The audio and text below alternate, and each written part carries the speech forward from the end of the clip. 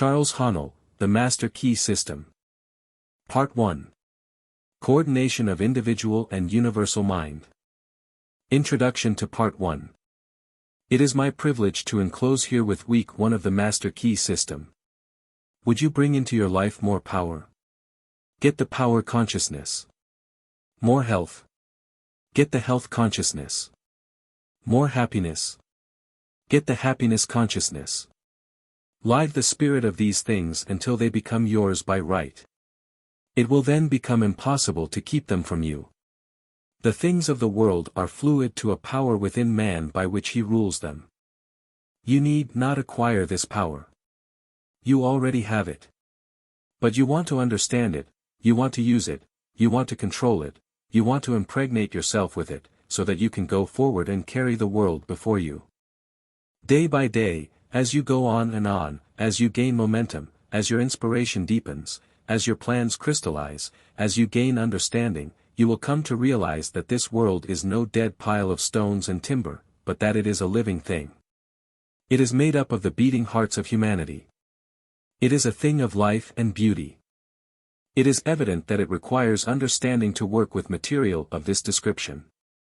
But those who come into this understanding are inspired by a new light, a new force. They gain confidence and greater power each day. They realize their hopes and their dreams come true. Life has a deeper, fuller, clearer meaning than before. Part 1. That much gathers more is true on every plane of existence, and that loss leads to greater loss is equally true. Mind is creative.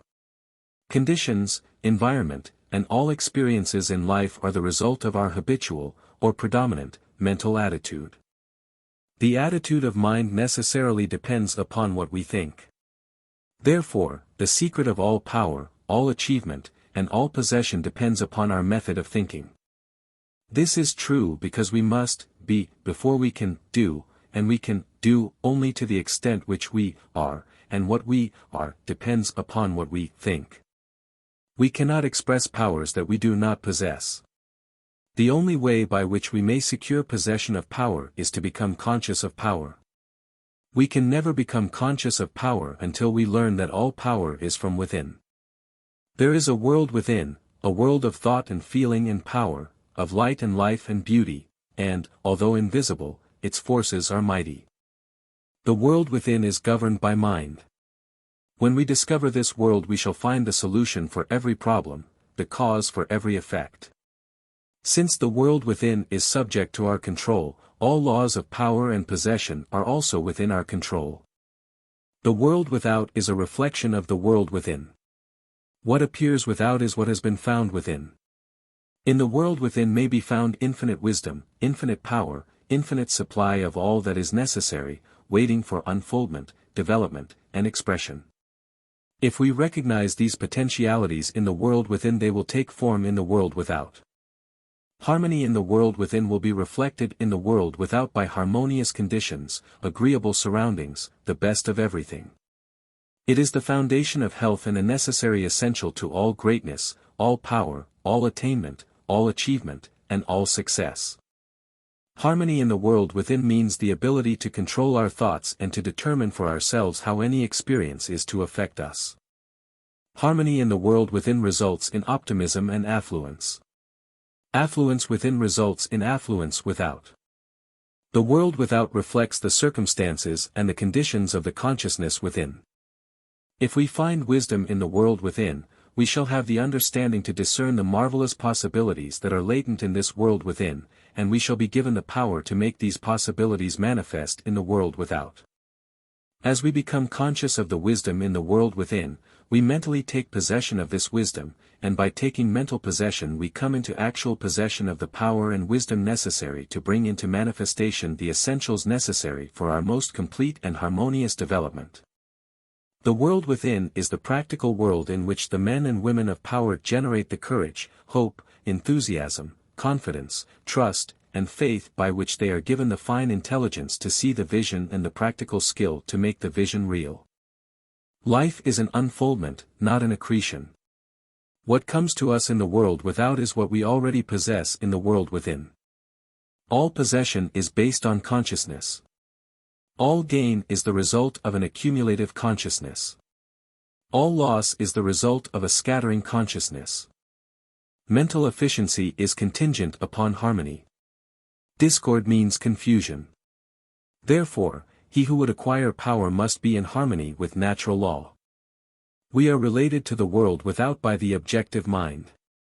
The brain is the organ of this mind, and the cerebrospinal system of nerves puts us in conscious communication with every part of the body. This system of nerves responds to every sensation of light, heat, odor, sound, and taste. When this mind thinks correctly, when it understands the truth, when the thoughts sent through the cerebrospinal nervous system to the body are constructive, these sensations are pleasant, harmonious. The result is that we build strength, vitality, and all constructive forces into our body. But it is through this same objective mind that all distress, sickness, lack, limitation, and every form of discord and inharmony are admitted to our lives. It is therefore through the objective mind, by wrong thinking, that we are related to all destructive forces.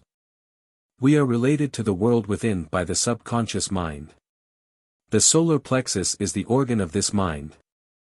The sympathetic system of nerves presides over all subjective sensations, such as joy, fear, love, emotion, respiration, imagination, and all other subconscious phenomena. It is through the subconscious that we are connected with the universal mind and brought into relation with the infinite constructive forces of the universe. It is the coordination of these two centers of our being, and the understanding of their functions, which is the great secret of life. With this knowledge we can bring the objective and subjective minds into conscious cooperation and thus coordinate the finite and the infinite. Our future is entirely within our own control. It is not at the mercy of any capricious or uncertain external power. All agree that there is but one principle or consciousness pervading the entire universe, occupying all space, and being essentially the same in kind at every point of its presence. It is all-powerful, all-wisdom, and always present. All thoughts and things are within itself. It is all in all. There is but one consciousness in the universe able to think, and when it thinks its thoughts become objective things to it. As this consciousness is omnipresent, it must be present within every individual. Each individual must be a manifestation of that omnipotent, omniscient, and omnipresent consciousness. As there is only one consciousness in the universe that is able to think, it necessarily follows that your consciousness is identical with the universal consciousness, or, in other words, all mind is one mind. There is no dodging this conclusion. The consciousness that focuses in your brain cells is the same consciousness which focuses in the brain cells of every other individual. Each individual is but the individualization of the universal, the cosmic mind. The universal mind is static, or potential, energy. It simply is. It can manifest only through the individual, and the individual can manifest only through the universal. They are one. The ability of the individual to think is his ability to act on the universal and bring it into manifestation. Human consciousness consists only in the ability of man to think. Walker says, mind in itself is believed to be a subtle form of static energy, from which arises the activities called thought, which is the dynamic phase of mind. Mind is static energy, thought is dynamic energy, the two phases of the same thing. Thought is therefore the vibratory force formed by converting static mind into dynamic mind. As the sum of all attributes is contained in the universal mind, which is omnipotent, omniscient, and omnipresent, these attributes must be present at all times in their potential form in every individual. Therefore, when the individual thinks, the thought is compelled by its nature to embody itself in an objectivity or condition which will correspond with its origin.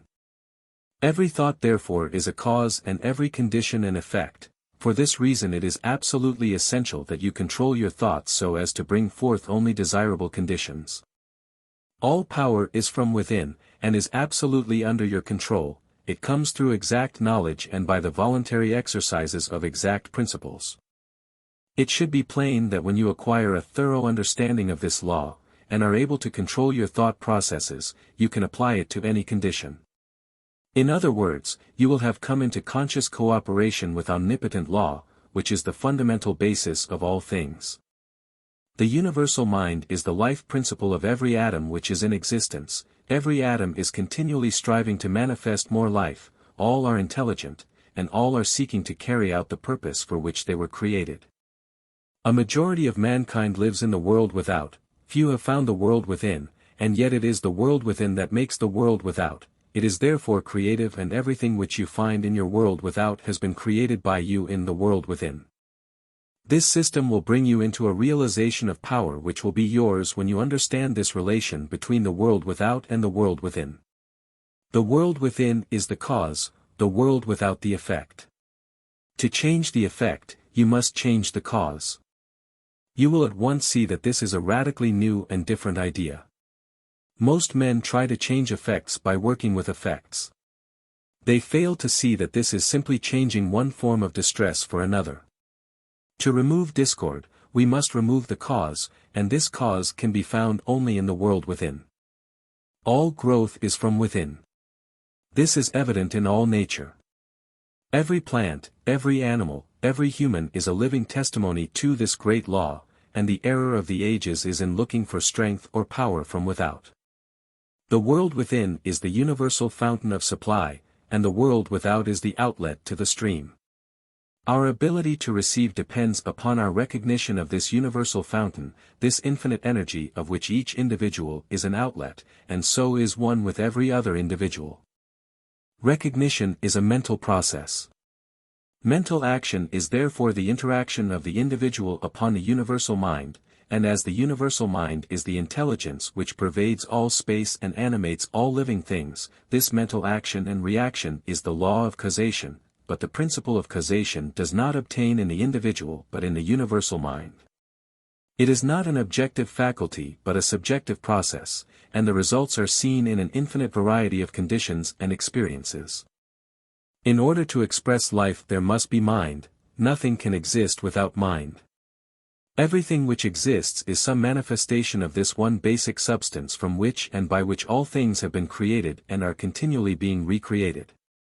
We live in a fathomless sea of plastic mind substance. This substance is ever alive and active. It is sensitive to the highest degree. It takes form according to the mental demand. Thought forms the mold, or matrix, from which the substance expresses. Remember that it is in the application alone that the value consists, and that a practical understanding of this law will substitute abundance for poverty, wisdom for ignorance, harmony for discord, and freedom for tyranny, and certainly there can be no greater blessing than these from a material and social standpoint. Now make the application, select a room where you can be alone and undisturbed. Sit erect, comfortably, but do not lounge. Let your thoughts roam where they will, but be perfectly still for 15 minutes to half an hour. Continue this for 3 or 4 days or for a week until you secure full control of your physical being. Many will find this extremely difficult, others will conquer with ease, but it is absolutely essential to secure complete control of the body before you are ready to progress. Next week you will receive instructions for the next step. In the meantime, you must have mastered this one.